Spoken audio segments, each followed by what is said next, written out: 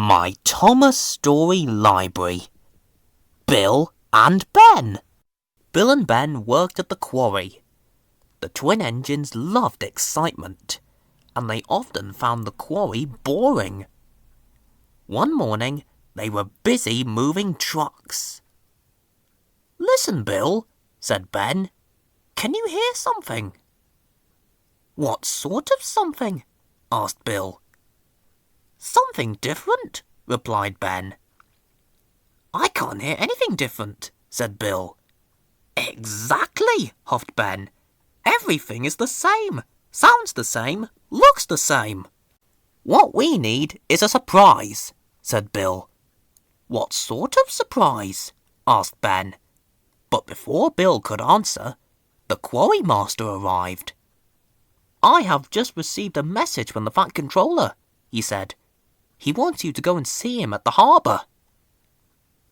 "I wonder what we've done wrong this time," said Bill to Ben anxiously.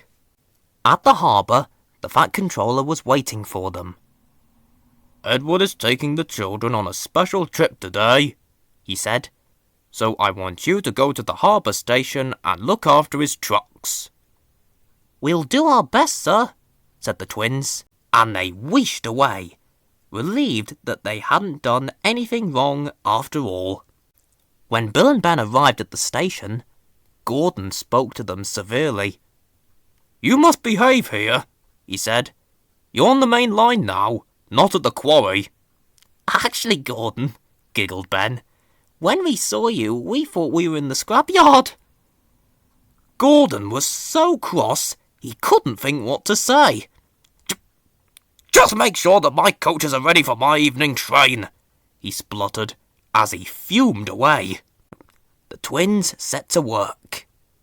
"This will be easy," they said to each other. "We know all about trucks." But they weren't used to the harbour trucks, and the trucks knew it. "We'll show you around," the trucks said to Bill and Ben. "We want to help." Bill and Ben should have known better than to believe them. The trucks told Bill and Ben to put things in all the wrong places. Soon the yard was in a dreadful muddle.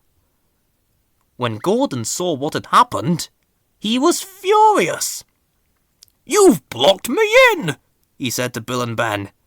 "Now my evening train will be late." The troublesome trucks giggled and giggled.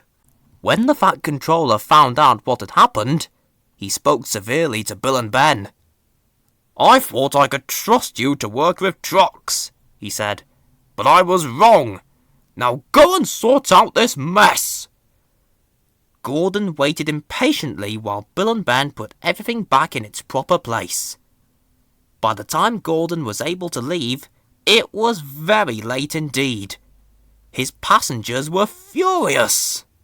Bill and Ben were sent back to the quarry in disgrace. As they began work the next day, Ben sighed loudly. "Back at the boring old quarry," he said, "and still no sign of a surprise." Just then, there was a loud rumbling. "That's a strange noise," gasped Bill. "I've never heard a noise like that before." "I have," whispered his driver nervously. "It looks like a rock slide to me." Then the alarm came. "Danger! Clear the quarry!" shouted the quarry master. Workmen scrambled into Bill and Ben's trucks, and the twins pulled them away. Rocks were just beginning to tumble down into the quarry. "Thank goodness we're here," said the twins. "Otherwise all these people could have been hurt." They were just puffing out of the quarry when they heard a cry. A workman had been left behind. "Help! Wait for me!" he cried. Ben waited as the man scrambled over the fallen rocks to reach the train. He climbed aboard, and the twins pulled out of the quarry just in time. With a huge crash, hundreds of rocks poured down the sides of the quarry. Everyone was safely out of the way, but there was rubble everywhere.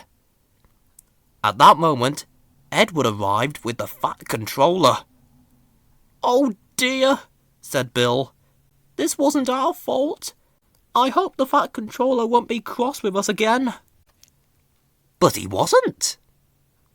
"Bill and Ben," the Fat Controller said, "you may have a lot to learn about trucks, but you behaved quickly and bravely in an emergency. So, 3 cheers for Bill and Ben, our heroes." "Hip, hip, hooray!" cried Edward and all the workmen. "Oh, thank you, sir," said Bill. "Being called heroes, well, it's a really nice surprise," laughed Ben.